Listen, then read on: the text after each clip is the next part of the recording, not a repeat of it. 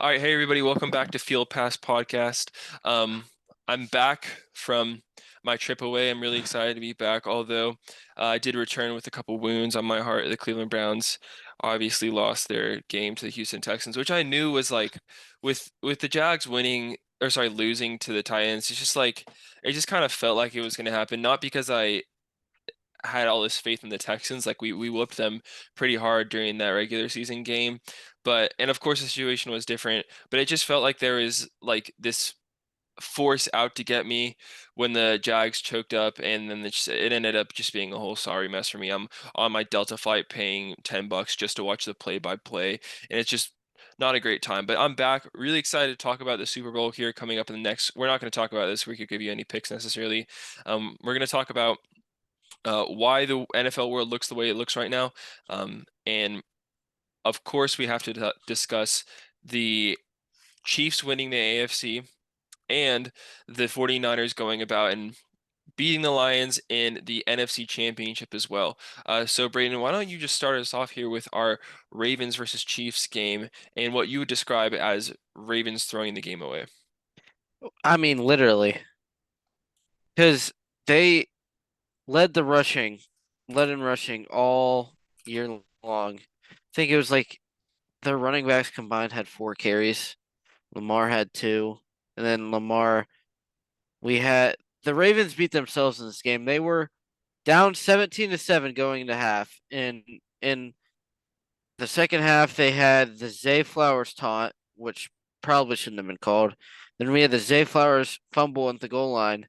Then we had the Lamar threw it into quadruple coverage to Isaiah Likely, and then and then they got down to the red zone again and kicked a field goal. So they were down in the red zone 3 times and got 3 points out of it. And then on the third down, they just forgot how to cover and left Marquez Valdes Scanning, which was a decent route and a great throw by Mahomes.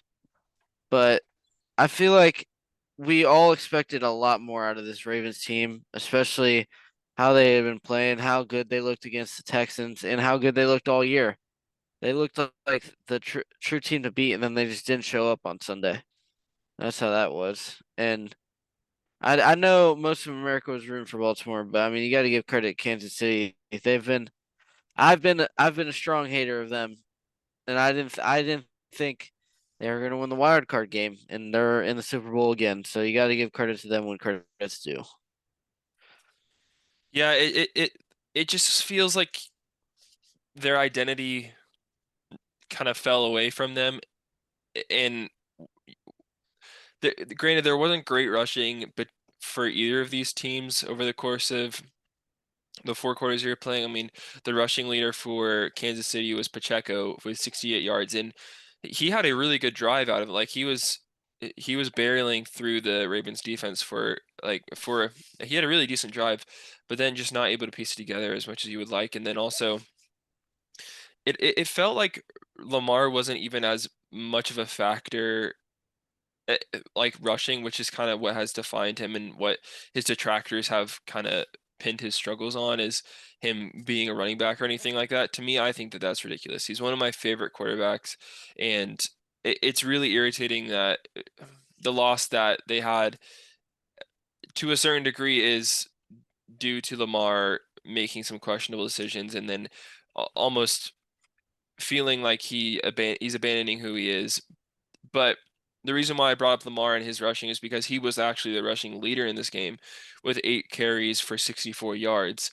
And when you have as good of a room as you do in that of Baltimore, I don't understand what could compel you to make that decision to not rely on what you have been tried and true with over the course of this entire season. I mean, Gus Edwards was playing really well, and it goes even deeper into that room. You've had like some injuries in their running back room as well, but like nonetheless, it's definitely not something where 54 yards should be the max, or I guess that you're able to put up against the Chiefs, who although the Chiefs have been lauded for having not like a improved defense, it they're not 64 yards that good of a defense. It's I mean, to put it this way, Gus Edwards had 3 carries, and this is how you end up in a game like this, or this is how you end up with a result like this, is when you abandon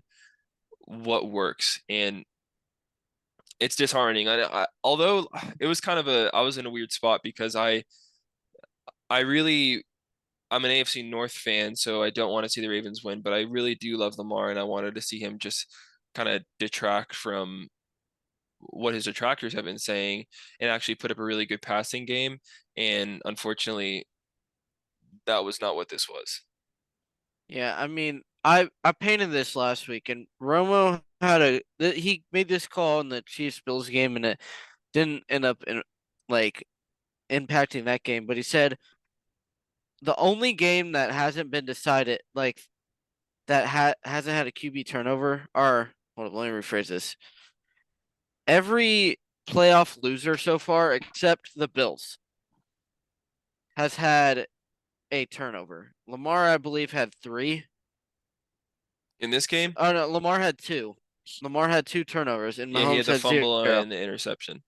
Yeah, so that again played a factor. And I mean, turnovers they seem so normal because they happen so often, but they really those are those are the game wreckers in the game, and the Chiefs avoided that, and the Ravens had plenty of them. So that was that. Because I mean, the Ravens very. I feel like if the Ravens played that game again, they win it, but not this time. And it could have been a situation, and this is why I get irritated. Like you're right, it, it the turnovers are they have the ability to end the game right there and then. But also, if you have a good enough defense to back you up, it it it, it can be overcome. And if you are good enough to mitigate those turnovers, um, like people can still see you as a valid quarterback, which is, or even an elite quarterback, which has basically been the mantra of Josh Allen over the course of his entirety career, or at least since Stephon Diggs got there and he got good. And unfortunately, that just wasn't what happened over the course of this game. You're not the Ravens just simply weren't dynamic enough to overcome those turnovers when they happened, and the defense didn't show up when they needed to help mitigate that as well. And it's not like turnovers were like we're not looking at 3 Jared Goff fumbles or anything like that, but they were 2 incredibly costly turnovers by Lamar, and then the fumble into the end zone by Zay Flowers. And like you said, that completely shifts the dynamic of the game, and the red zone offense just wasn't working either. So it just seems like they kind of fizzled into obscurity and abandoned what they knew, abandoned what they were good at, and the Chiefs were just able to do what the Chiefs do. And they were able to get over the humps that they've been struggling with. I mean, the game sealing play was a Marquez Valdes-Scantling deep pass, sorry, deep reception. And I guess that is more descriptive of the entire game than any other play with over the course of the 4 quarters. Yeah, and I mean, he lost them a game in that Eagles game, and Yeah. he the last two games against the Bills and the Chiefs, he's made two clutch catches. So Mhm. they're they're not making the mistakes. Everyone else is making the mistakes against them, and you got to give Chiefs credit to that. But I mean, Zach, do you got anything else to say on this AFC No, Championship? it's also um I do have to say something about Kelsey. He has a Jimmy Butler comp right now as he just gets up into his age, because he looked like he had like arthritis or something over the course of the regular season and just couldn't run anymore. On like the second half, the first half he was doing Yeah. fairly well, but and Well, he's no, I'm shown talking. up. Yeah, I mean I mean that's really what he needed. I mean he had that catch. It was against Kyle Hamilton, right? Where Yeah, it, it looked like your standard Kelsey, like what we should expect. And like you said, he kind of peered it out there in the half. But sometimes when you have Mahomes and you have um, a competent defense, I mean that's all you really need when you have Mahomes. Um, that's enough to get you a win over probably uh, what we thought was the best team in the NFL, short of the Niners. So I guess I'm happy for the Chiefs. I hope they don't win. We'll say that. Yeah, and then moving on, Dan Campbell gambles again, and he lost in San Francisco. And I mean, there was honestly probably two plays that for me lost the Lions this game. The They were down by 3 in that like 4th and 4 that they went for instead of tying the game. You got to tie that game there.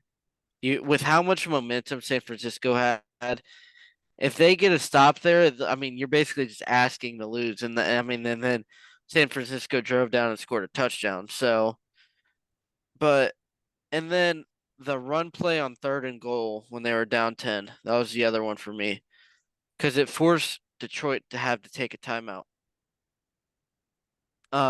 With like 45 seconds left. It's like, I mean, at that point on a 3rd and goal, you've had two chances. You should just kick the field goal to make it a 7-point game, and then go for the onside kick. And then if you don't get it, stop them.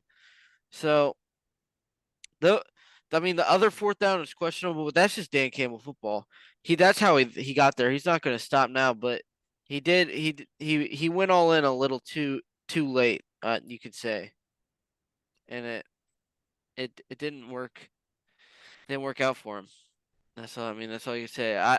The Lions, they had a good year, and I mean, they've retained both their coordinators, which didn't look like it was going to happen 24 hours ago. So, I mean, they're reloading, but I don't know. It was right there in front of them this year. Yeah, and this is what I want to. I was excited to talk about this game because this is almost like the antithesis of the previous game in that of the Ravens abandoned who they were way too early, and they just were underwhelming in the way that they produced. This is like you were too tried and true to what your reputation says you are. Dan Campbell lived up to the Dan Gamble moniker and went for it when it would have essentially sealed the game. I mean, he had opportunities to make it a 3-score game, and there comes a certain point where you need to get not and of course I'm a random guy. Like I am all I'm coming at with this isn't like with is intuition and uh, of course Dan Campbell has so many more years in football than I do. I have 0 years in football to make this clear. I watch and I say things. I think that you come to a certain point where we need to have the conversation about okay, we have too many guys on this team who are willing to put their body on the line to ensure that we get this win. I, as a coach, need to be calling the plays to ensure that we're protecting and nursing that lead when we're in that position. And we're talking like a generational collapse by the Lions when it comes to this. Like it's certainly the worst in the playoffs. And I don't even care that it's against like a studded team. You had the up on them for such a long period of time, and to allow Brock Purdy, who has been dealt with disrespect this entire time, to go into Detroit and win that game, that is gut wrenching. And now I think that what you said about their future is true. Ben Johnson coming back is a really great development for the Lions because it's going to give them some continuity. He's going to be able to pick some new pieces to allow their offense to become a little bit more dynamic. I think they're just like one receiver short. Um, but then you also you have the capacity to take another shot. Now it's going to be a little bit harder because people are going to be expecting a lot more out of you this season.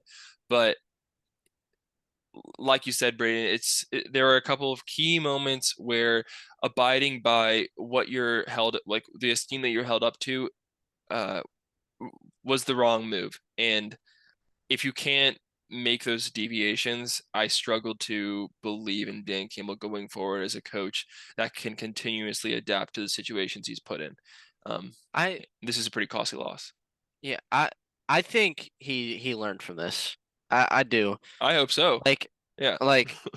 he'll still be himself and he'll still go for it a Yeah. lot. We'll see a lot of fakes, but I think in these clutch situations where you need to tie the game, I think he will. He'll definitely still be going for it on his own side of the field. That will never change. But I think during these clutch moments, this will be a learning experience for him. But And yeah, I mean, I'll just say the thing about Dan Campbell is he has built a team where a lot of in a lot of circumstances it works. Like the Lions are good, and you don't want to waste this potential. I mean, the alternative is having a team coached by someone like Ryan Day, who is way too passive with the way that he calls his plays and puts himself in situations where mistakes can be made um, that are worse than the risks that you could take. And to Dan Campbell's credit, he knows the value of his team and he has faith in what they can do. It just comes to be this. It just comes to a situation in which they have already done so much. Why don't we just put it away instead of trying to to be put in a situation in which we are in imminent danger? But that's it. Yeah. And yeah, they had this game won and it let them slip away from them, but I think they still have a lot to look up on this year. I mean, they got this far, Yeah, and you won the North. Like you yeah, won. and you Yeah. won two home playoff games, and you know it is what it is. I know this one hurt Lions fans, but they'll be back. But one thing that we talked about the Lions retaining their coordinators, coaching changes. I mean, we haven't really hit on them yet because I wanted to. I know this week would be a good week to hit on them because now, as of Wednesday morning, all head coaching jobs have been filled. So, Zach, what do you think? I'm going to give you three: the best coaching hire, the most surprising coaching hire, and the worst coaching hire. Okay, so I like the Mike McDonald to Seahawks. I think that that's a great pick because he's one of he I think he's the youngest coach in the NFL right now. So I think he's 36 years old. Um, you're combining that with the experience that you have with with Pete Carroll, um, which it can go either way. If it goes in the best case scenario in which Pete is able to take the role that he has been given, or I guess he's been forced into, and be a genuine advisor to Mike McDonald, who comes into this position, I think they can really put something together with that wisdom that Carroll has and the newness of Mike McDonald. He is a defensive mind. He's a defensive coordinator, so naturally he's going to be partial towards defense, which is something that I guess um, people aren't a fan of. But analytically, I guess people are always looking for that like Shanahan, offensive minded head coach, and but I don't necessarily think that's what the Seahawks need. Um, so I did like that. An additional decision that I thought was pretty surprising was the hire of Raheem Morris down in Atlanta. I don't hate the decision though. I was I was very I was very I was happy that they actually didn't go for Belichick because that just feels like a very weird place for him to land with the younger talent that they had. It almost feels like Belichick needs to go somewhere with vetted talent and a complete team that is able to make a run right now. And I don't necessarily think that Atlanta is so far from that, but I think that there are some key decisions that Belichick, if he wasn't going to be in that position, would have to make. And I don't necessarily trust Bill Belichick to make those decisions because he wants to be general manager and head coach at the same time. And I think that there are a couple pieces short, but they can be put in a position. And I think that Raheem they can be put in a position for greatness. And I think that Raheem Morris is a good pick. And then I did best and I did surprising and then And then the worst. worst, and it doesn't have to be a head coach as well. Um, okay, so this is something that I want to talk about the head coach. So I think I will give I'll give my worst and then I'll give my I don't know how I feel about Brian Callahan going to the Titans. Um, now he has done great things for the Bengals offense, but who really knows how much you can attribute that to him with the facility with the facilities that they have. I don't know how involved Brian Callahan is with the decision to draft the players that he's been in charge of coordinating around. But I don't know how necessarily proven he is, but he has proven incredibly effective with the development of Burrow.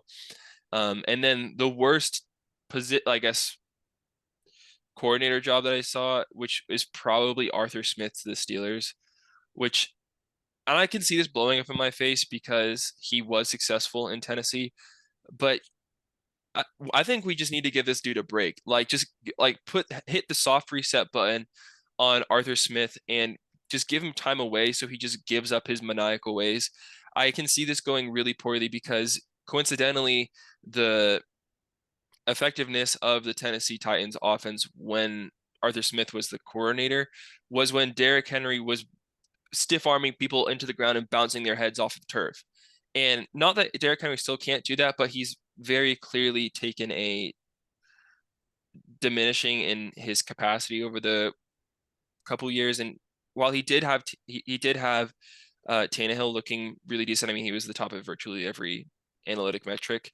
Um, I just don't think that you can replicate that with the people that they currently have, and that includes Mason Rudolph, that includes Kenny Pickett, and definitely includes Mitch Trubisky as well. So those are my coordinators and head coaches that I'm not happy with. Yeah. Um, I agree. I have a little bit different take. My bet the best hire, which I think I think it's Jim Harbaugh at the Chargers, which because he is probably one of the best coaches in all of football because he can win on both levels, and not very many coaches can do that.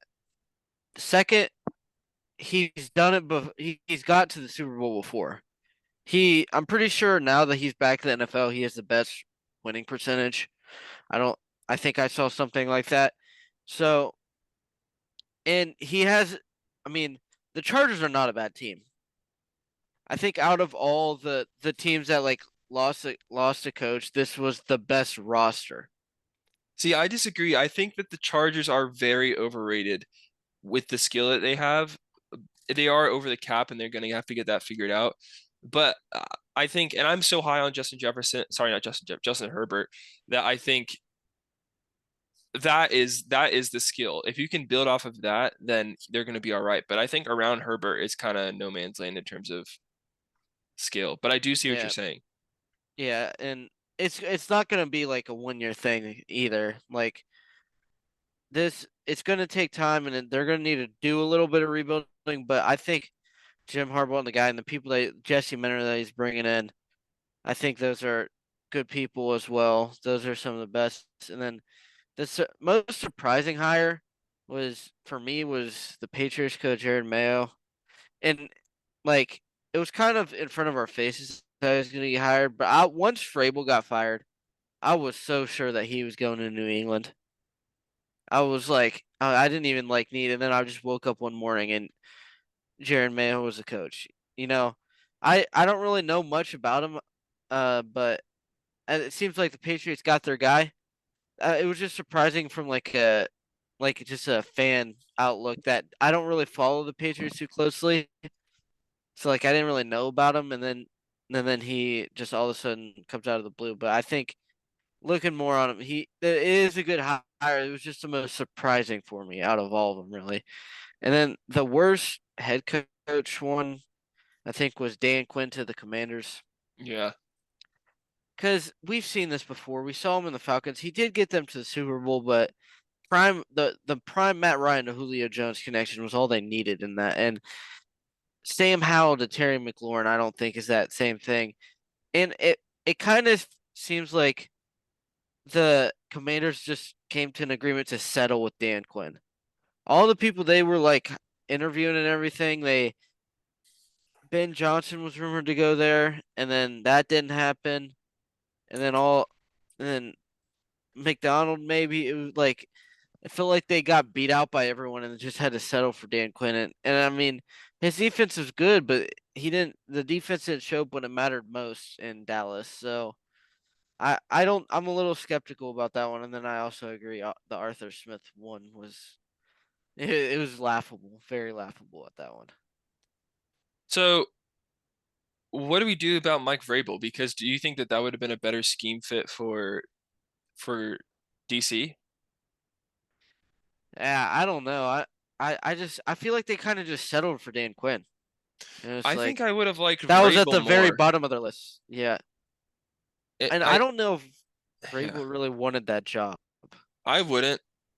The Yeah. two jobs that I would not want are Carolina and DC because while DC does have some talent, like I don't know if you can run it back with Howell. I the defense took a massive step back, and we've talked about that on nauseum, ad nauseum, like over the course of this season.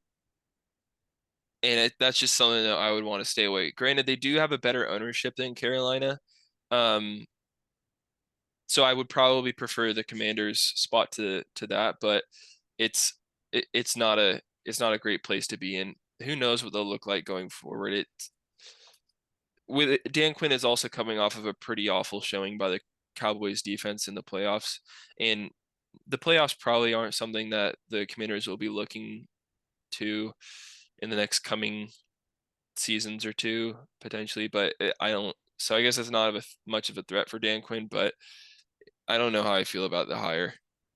Yeah. And I think once I feel like same for Vrabel and Belichick. Once they saw what was out there, I think they kind of took a step back, and I think they're just gonna wait a year. You know. I think I think Belichick would do really well in Dallas. Yeah, and I think that's what he's waiting for. Yeah, I think McCarthy has one season left, and you can't be a first round exit like that. Or That even I don't. I think they'd fire him if he's second round. you think he needs to win the I think NFC? he needs at least to get to the conference championship because he's. Okay, yeah, It's the same yeah. thing over and over again.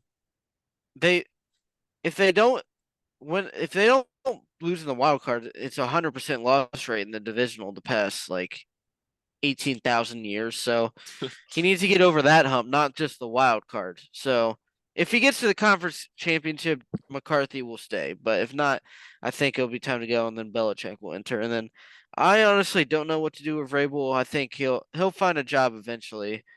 I think he's just gonna wait one more year. You know. Well, I'm trying to think of who's on the hot seat. It going forward. I mean, oh, you know what would be crazy is if they got rid of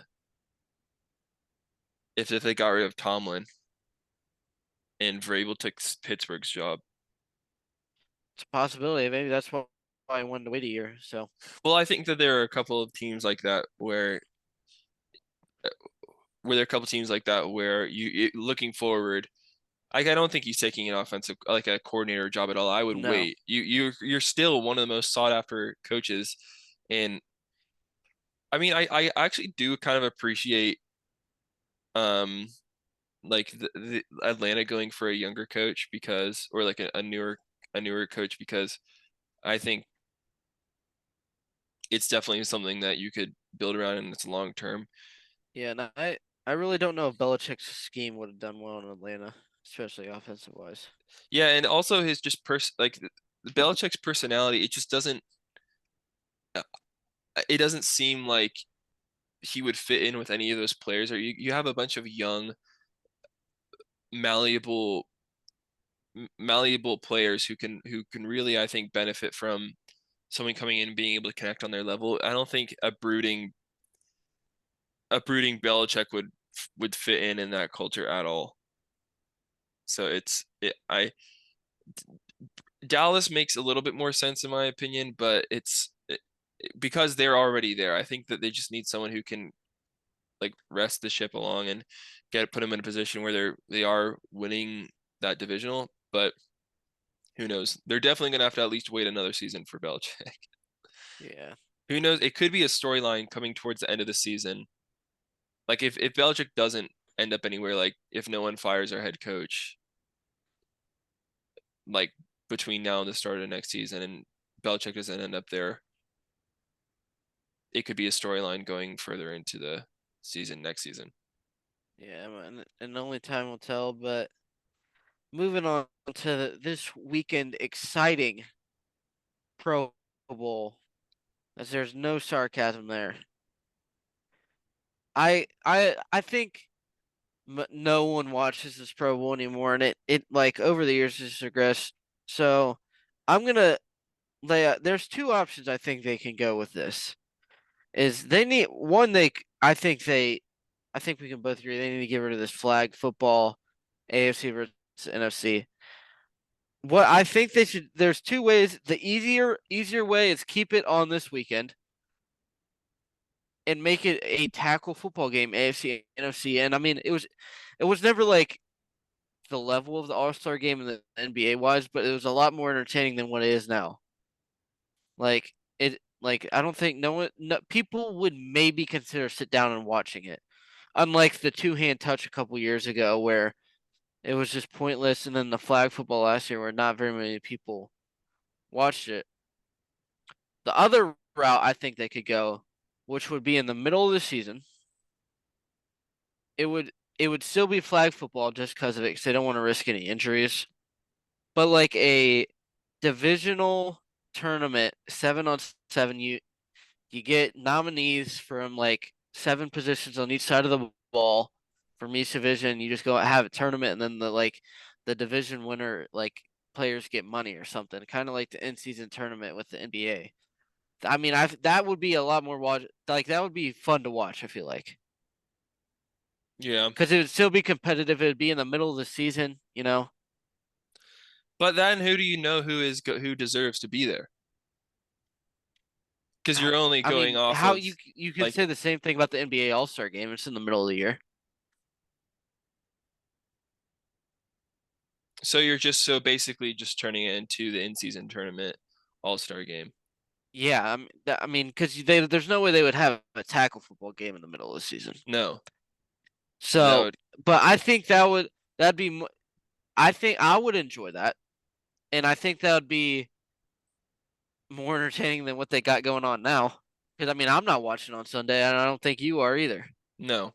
Yeah, so What I do think it would be what would enjoy them to bring back are football pertinent skills competitions. I'm talking balls at targets, balls in trash cans, um, really going kicking it back to like the early 2000s, 90s, where your your job is just to throw it as far as you can or something like that. It would be great for content. It would be it would be really entertaining, and I think a lot of people would be able to buy into it. And it would just be fun to be able to see what these guys can do because we're looking at like the best athletes in the world. We should try and actually do like competitions for like skill competitions that I yeah, guess they're oriented around. And I know that they already do that, and but I think it should be kicked up to a higher level. Um, because I think that this whole like even playing a game like isn't even working. Like no one really cares. I guess you could do money like the in-season tournament because that ended up working out and were people were dogging on it for right up until it started and like a little bit while it was going on, but when we got to the end we were having a lot of fun and we were able to see some of the teams who maybe haven't looked as good like post the in-season tournament like get their flowers like the Pacers looked amazing during the in-season tournament and like that's awesome to see your team performing the way that you're playing if you're a Pacers fan because it gives you opportunity to win on the like on a bigger stage um without and the stress of it being in the finals or anything like that or it being it legit. Now, gives you public yeah, recognition too. right. And that's like in like wearing like an in-season tournament t-shirt or a hat is like that's a cool thing. That's something that gives fans pride. And I just don't think we're going to be able to replicate that necessarily. Definitely not with it like a full-on tackle football. And I, I don't even like the flag football that they've done. I don't necessarily like the way that they've done it. It's just I'm I'm not even saying necessarily flag. They could do like just high touch school like does 7-on-7s. yeah, Because I mean, people watch those like candy yeah. when it's high school. So maybe do something like that. But I think we can both agree it just needs to change. It's not working. It's just a waste of everyone's time and we need to do away with it if it's not going to be anything productive, or at least entertaining. I cannot think of one person in my life who would like to go to the Pro Bowl other than to maybe watch their favorite athletes just hang out. And to me, that's not as appealing. The other thing I don't like is the how many alternates, like how the alternates work, because the athletes don't care enough to go. So I'm pretty sure Baker Mayfield is a starter for the Pro Bowl this year. And don't get me wrong, I think Baker Mayfield did have a good year, but he's not Pro Bowl level. Yeah, and He, Tyler Huntley last year. yeah, dude, come on. It's just you're completely right. It's not true to what this is supposed to be. And I think if we could find a way to get players engaged and make it also something that people would actually want to watch, it could be something really great, but it's kind of difficult with football being such a contact sport. It's difficult to incentivize them to want to play.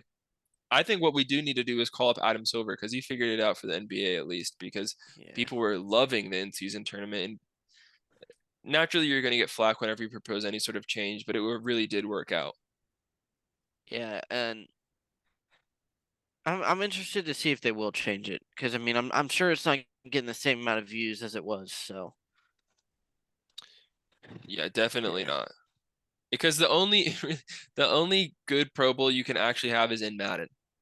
Because yeah, like they'll give you the all NBA, sorry, no, all NFC, all AFC team, and you can play it out because no one's gonna get hurt or anything like that. That's I would yeah. rather play that than watch the Pro Bowl. I mean, shoot, I think the online Pro Bowl a couple years ago was more Yes, that entertaining was than more what's fun what. because That's more fun than this flag football. well, you got more content out of that than basically all like the last 3 years of Pro Bowl games combined. And I don't know, maybe just do that because Yeah, because no one really cares anymore, and we need something that will bring them together, like, and will bring the players together, will bring ownership together, and actually does want to complete or do something cool. But this isn't working. yeah, and I think majority of people agree with this as well. So Yeah, one day we will have a good Pro Bowl in my life. yeah, I mean Which it was good when I was growing up. I yeah, mean it wasn't like it was entertaining to watch because you got to see them go out there and you could still tell that they still like were trying in a tag football game. Even in 2020 before the shutdown, that game was entertaining. And you know that it was would the be last cool. tackle football game we had. You know it would be cool. What if we let the Pro Bowl be a site where we just let beef air out? Like, what if we had CJ Gardner Johnson versus Debo Samuel in a one-on-one, and we did like 20 drills of that and see who wins, Yeah. or something like that. And because then you could get a lot of content out of that. You could kind of let people settle the beef that they have or create new beef, and that would draw more people into the season. And like, let's do Myles Garrett versus TJ Watt. Um, I don't know, just edge rushing Blocking drills or each something other. like that. Yeah, Yeah. or so, yeah, so and not that they necessarily have beef, but there are narratives that NFL teams fans construct, and let's give them an opportunity to prove them right. Because I want, if in the event that Myles Garrett wins this competition, to every time I see someone saying some bullshit about TJ Watt being defensive player of the year, just post that underneath them.